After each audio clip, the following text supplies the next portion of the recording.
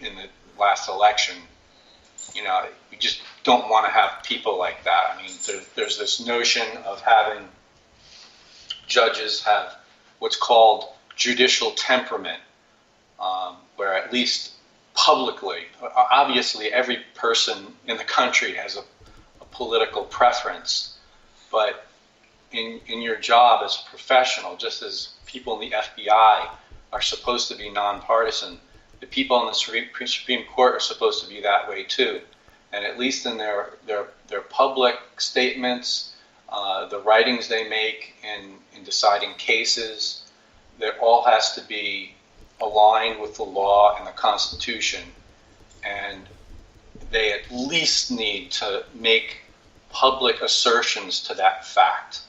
You can't get up in your confirmation hearing and make such a partisan statement as that and then be allowed to sit on the court.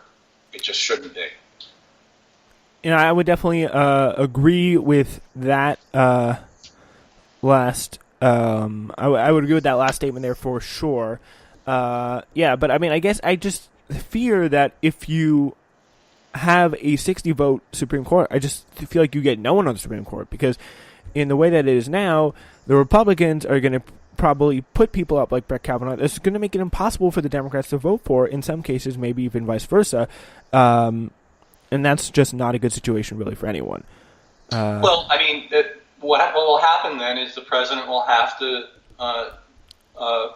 nominate a more moderate judge if he wants the power to seat a justice.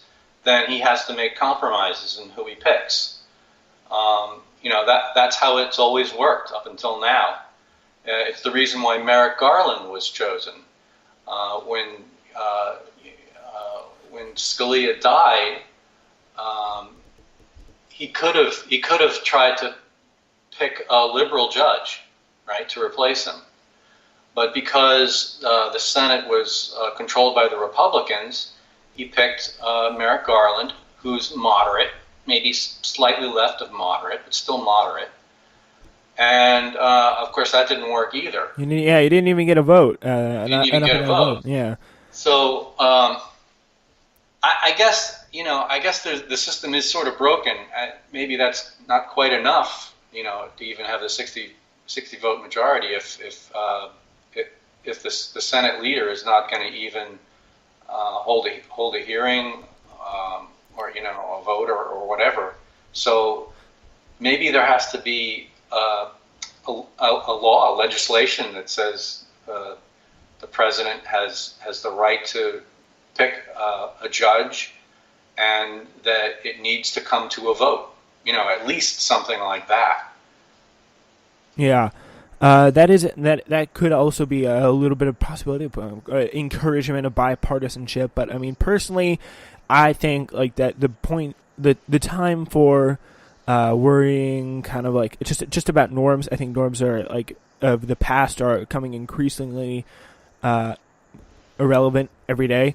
And I just don't think that's going to be probably the most effective strategy. I just don't think it's something we should be focusing on looking towards the future. But I do agree with you that this could get a little bit out of control there.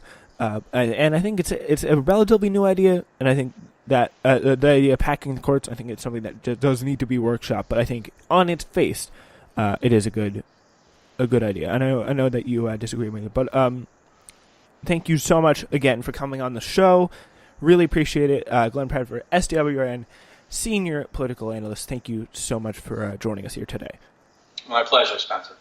All right, that is it for us today. Stay tuned for later in the day, where we get the Season 2 premiere of Global, where we can talk about the French Revolution and Napoleon.